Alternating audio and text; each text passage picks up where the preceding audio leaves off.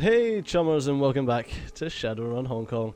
There's actually been, yes of course, a marked lack of the word chummer being used, which I'm kind of sad about. But the trip from ship Kip May back to Hoi is quiet as you process the information revealed by the plastic faced man. Prosperity is a name, two names actually. One's a secret project Raymond was working on before he left for Seattle. The other's the corporate headquarters of Tang Mechanical Services. Prosperity Towers, where Raymond Black's been held alive. It's also where his memory is in the process of being reprogrammed by his mother, and time is ticking. The plastic-faced man proved surprisingly amenable and quite useful before he killed him. Your next stop's Kindly Cheng. She'll want to hear this. Indeed she will. Which leads me... I just cracked my back. That was not pleasant. Which leads me to believe that this is going to be a chatty episode. Chatty Cathy. You step out the MTL station at the balmy night air, and the impenetrable little wall of clouds, heavy with imminent rain, has blown in from the south. Covers the stars, causes them to wink out one by one. You can smell something in the air, something electric. The wind whips up around you, and the clouds begin moving in a thick grayscale swirl. The spiral builds and grows, shimmering with faint amber light. As you watch the clouds roil in the sky, the sounds of the city retreat. A bubble of soft white noise replaces them, wrapping around your head and reflecting your own heartbeat back on you. You look down from the clouds to see the lights of the docks dancing in a warm, saturated bloom. Take a trid shot with you. No, fucking head back to the boat hole. You turn to head back toward the boat hole, towards your teammates and relative comfort of your new home. And that's when the first twinge tickles your chest, lets you know something's coming. A moment later, you feel an incredible tightness in your chest. It feels like your heart is being crushed under a foot of a giant. Your vision goes grey, and your sense of balance disappears. Gradually, blood rushes in to refill the organ, inflating it like a balloon. Synthocardium? Oh, that's pretty cool. I'm guessing I probably do have enough that I can spend karma towards it. Oh, I got that! I'll try to catch your breath. You gasp for air, it doesn't come. Your breath shallows out, thins, makes you gasp like a suffocating fish. Your suffocating fish. Your chest contracts again and again as you struggle to take in breath. You stumble forward, and every cell in your body seems to vibrate. The energy thrums inside of you, pulsating, building to an unbearable crescendo. And then, you're on the other side of it. You find yourself standing in a familiar courtyard, the walled city. You're back in the walled city, just like in your dreams. You can taste the stench of the place, the mildew and plaster and wet dog stink of the slum. A dream. This has to be a dream. You try to blink away the image of the walled city, to blot out the sounds and stench of the slum. You pinch yourself, you don't wake up. The crumbling facades of tenement buildings lean into one another above you, closing in on either side and creating a narrow walkway. Just like in your dreams, there's nowhere else to go. Nowhere but forward, down the path ahead. Oh, let's start fucking walking. You let your legs carry you forward. You feel a creeping sense of certainty in the back of your mind, and it tells you that you've taken the same walk hundreds of times before. The sense of claustrophobia mounts and builds with every step you take. It feels like you're worming your way forward down a long, dark tunnel. The humidity of the place sticks to your skin. As you proceed deeper into the walled city, a low rumble fills the air, the noise of enormous gears in motion. You feel hollow, empty, and with every step you take, you can feel the emptiness. Do you know the reason why I tripped up there? Because I read, and with every step you take, and my brain went, every step you take, every move you make. Yeah, that's what my brain done as soon as I fucking read that. I was like, ah, Jesus Christ. You can feel that emptiness growing, an unbearable yearning, unlike any hunger you've ever known. Continue forward. You continue walking just as you always have, just as you were meant to. Off in the distance, an alien silhouette beckons to you. It's her, the tall, slender thing from your dreams, the elusive figure that you've always been moving toward but could never quite reach. A crowd of locals lines the path ahead, kneeling in supplication. They look emaciated, all skin and bones, clothed head to toe in dirty rags. Ignore them and keep moving. You brush past the kneeling figures and continue forward. As you do, a mounting sense of correctness builds in your chest. These people are beneath notice. They should be ignored. Your feet carry you past them, and soon they fade away from view. Your legs carry you deeper and deeper into the beating heart of the tenement. If you haven't reached the centre yet, you must be close. It's incredibly hot and humid in here. The sweat rolls down your body in sheets. Your thoughts go hazy with the heat, and a dim sense of unease takes root in the pit of your stomach. Focus on the uneasy feeling. Try concentrating the unease that you're feeling, but you find it impossible to focus. The omnipresent sound of grinding gears isn't helping. Looking up, you can see where the noise is coming from. A hatch. The same door that you saw in your nightmare back when all of this began. Markings on the door are legible now, a single word in faded yellow paint. Prosperity. Suddenly, impossibly, the alien figure that you've been moving towards is standing right in front of you. At the same time, your vision finally clears and ice water runs through your veins. The walled city isn't a slum at all. It's an enormous gaping maw, and the buildings are a forest of crooked teeth. The thing reaches for you with inhuman speed and grace. It plunges fingers of polished ivory into your mouth. Slowly, terribly, it begins to wrench your jaw open. You can feel your teeth splinter and break, and rough fingers on your shoulder snap you back to reality. The hand clenches into a vice-like grip and yanks you backwards off your feet. You come crashing down to the floor of Hoy MTR station. You can feel a rush of wind just in front of you, a passing train. What's wrong with you, Stajo? Strangler Bao eyes you coolly. Auntie Cheng's lost too many runners already. Beside, there are cleaner ways to end your life than jumping in front of a train. I was just in the walled city. There was this thing. Huh, you're right. Now get up and get back to that floating wreck that you sleep in. You don't get to die here unless Mrs. Cheng says you do. Okay. Thanks, Bao. Go to the mahjong parlor. Whoop whoop. Let's spend some karma. Intelligence. I would like 6 and... I should really be using my cyberware to mark targets and stuff. That's a 20% increase. Yeah, I should go for 7 and try to get the Fairlight Excalibur, the 7 karma. I don't know why you would ever want that high. Probably for difficulty rolls. Right, let's get going. How much cash have I got? Of interest. I've got 1100 new yen. We should probably go to the bolt hole. Let's chat to Maximum Law. You might be able to give me some cash. Some cash. Yo, some metadata. Oh man, no I don't. See you later. I got metadata. Never mind. See you later. Bye bye.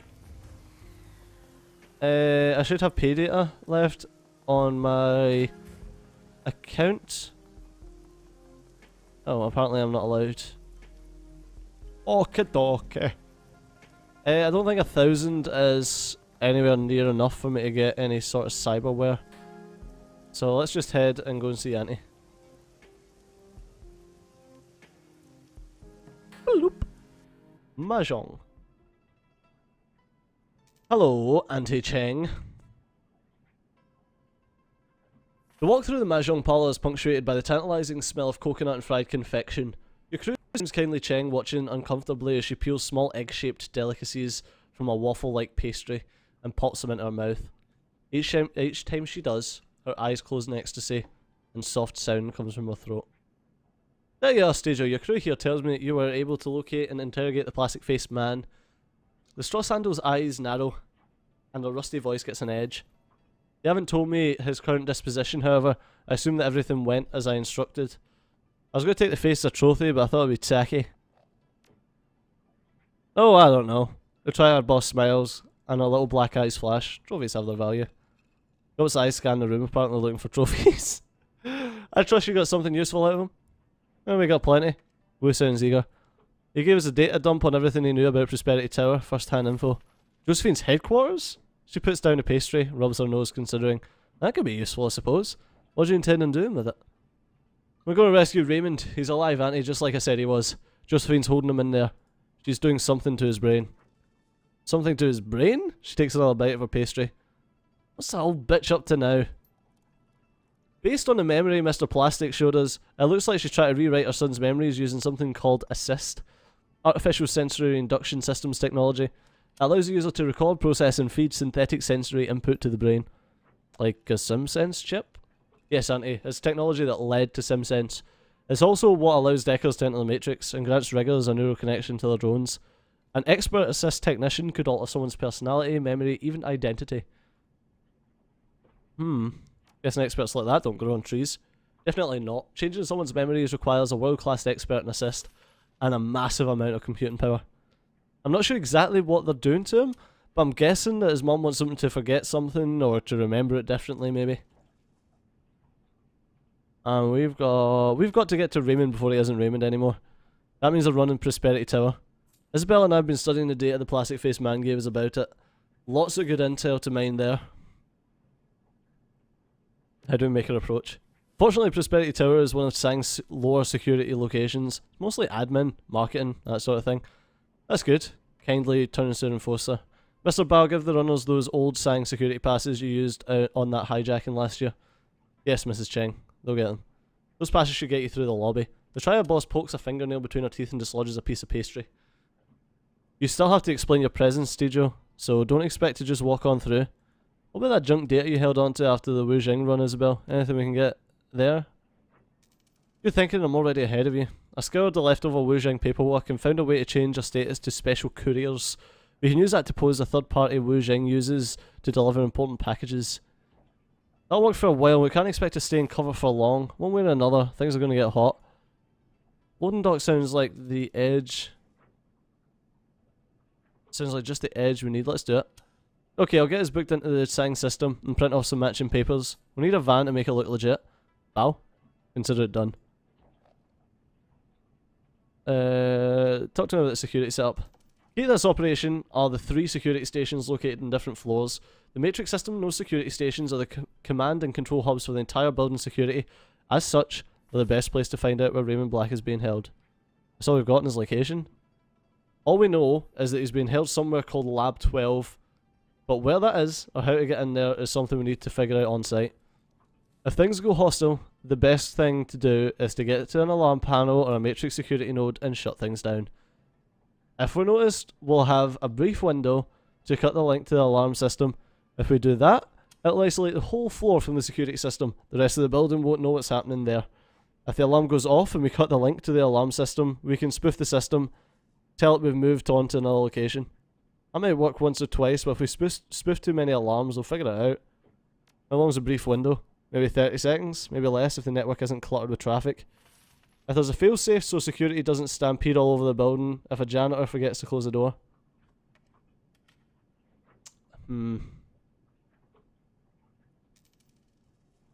I think that's about all I need to know. How do we start this assist thing? All we know is that an assist device is located in Lab 12.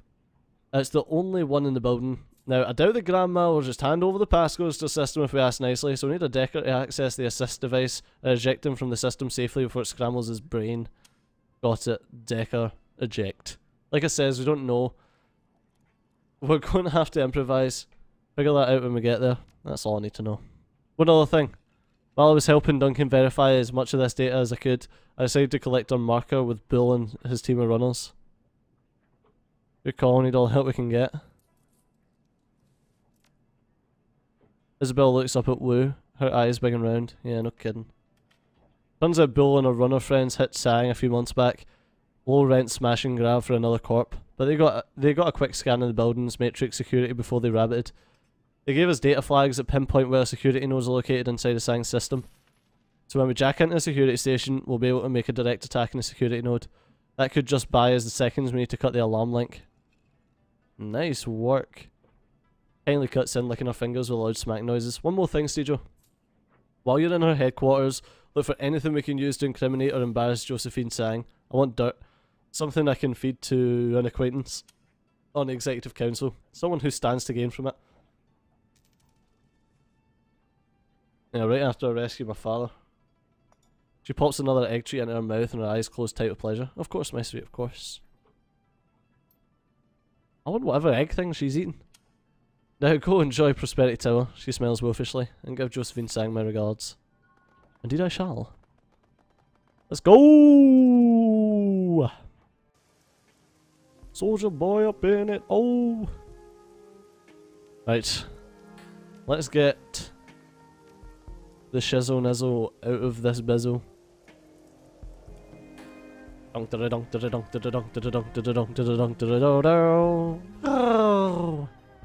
Copyright flag. Maracuda. Beep. Let's go. I would like Ractor, Duncan, and Gubit. Sorry, Gaichu and Isabel, you're gonna have to wait. I like Ractor too much.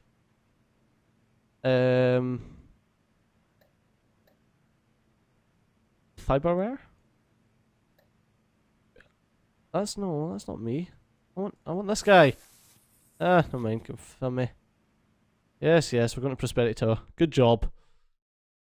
Ah, bung, ba-da-dung, da-da-dung, da-da-dung. That song was always the one I hated in Guitar Hero. Fucking Barracuda. Prosperity Tower, infiltrating the headquarters of a megacorp and locating Raymond Black will be challenging enough. Extricating him from his mother's assist device before his memories are permanently altered is another thing altogether. You hop the MTR South Island line and roll noisily down to the nearby island of Aplu Chao. A dense forest of soaring skyscrapers and corporate greed. Amid them, blending innocuously with its neighbours, stands Prosperity Tower. Emerging from the MTR station, you find a delivery van waiting for you, just where Strangler Bao said it would be. You pull the van around the building to the loading dock of Tsang Mechanical Services and its CEO, Josephine Tsang. Continue. You know what? Mummy, you're coming with me! Oh no, I can't. No! Mummy, you're coming with me! Gobbet's going to take you. Oh nice, we get our little leg barrier fetish.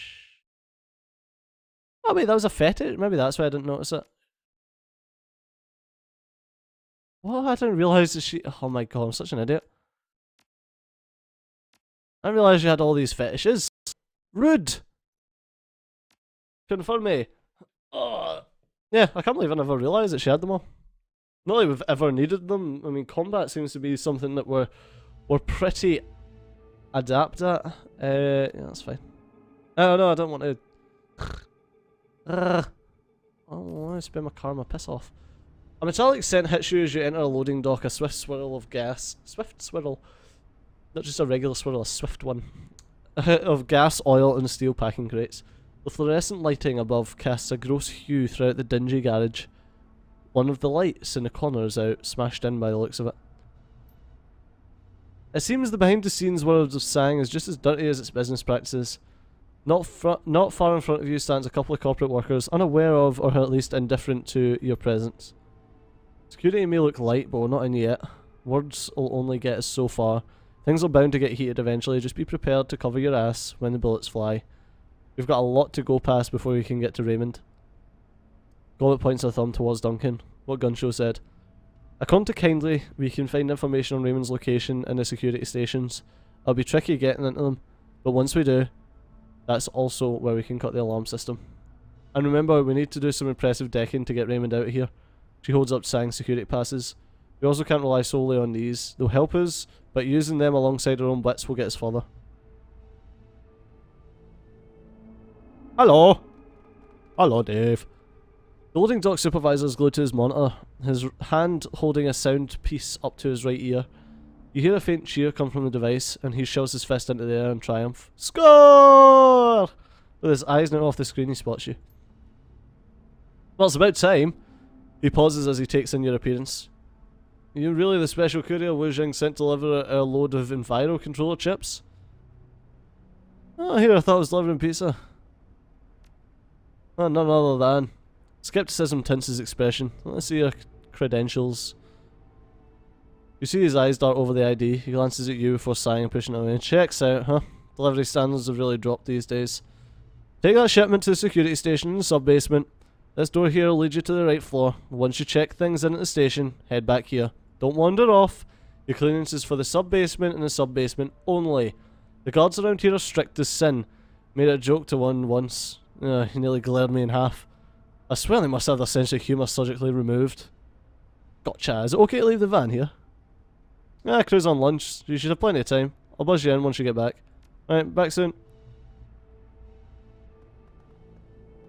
Fucking beat up ass van. Jesus. Okay, what's the sign say? I don't want to jolly around too much. The maintenance manager. Alright.